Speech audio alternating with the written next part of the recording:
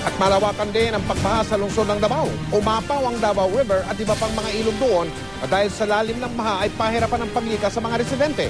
Nakatutok doon lang ay si Madonna Timbal ng GMA Davao. Madonna.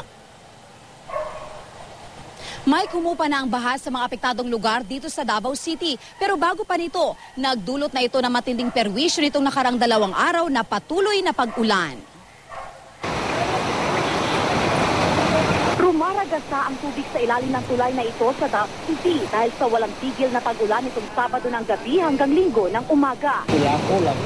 Unang binaha ang barangay Lasang nang umapaw ang Lasang River. Ang baha umabot na sa kalsada kaya di na ito madaanan ng mga motorista. Labis na napuruhan ang Jade Valley Subdivision sa barangay Tigato, Buhangin District. Malapit kasi ito sa Davao River, ang pinakamalaking ilog sa Davao. Sa bungad ng Jade Valley pumesto ang rescue team.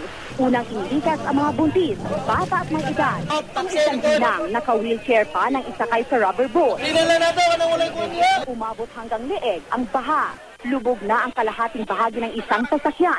Pero pilit pa rin itong isinalba ng may-ari. Ang ibang sasakyan, ang bubong na lang ang makikita. Kaya ang mga residente sa bubong ng mga bahay nag-antabay. Sa sitio Uyangguren, sumuong na rin sa abot bewang na baha ang mga residente.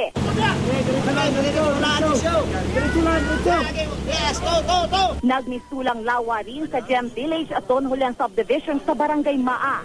Ang isang bata isinakay sa batya para maihatid sa truck. Ang iba'y nakasalbabida o nagpalutang-lutang sa pinagsama-samang mga kahoy. Ang ilang residente naghintay ng rescue sa mga bubong. May mga volunteer din gumamit ng kanilang mga jet ski upang makatulong sa mga apektadong residente. Ayon sa Davao City Disaster Risk Reduction and Management Council, 17 barangay ang apektado. 10,280 na pamilya o may kabuang bilang na mahigit 26,000 biktima ng baha.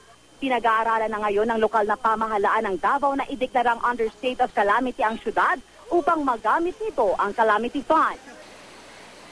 Umapaw rin ang ilog sa Carmen, Davao del Norte. Hindi madaanan ng mga kalsada palabas at papasok ng Carmen at Santo Tomas.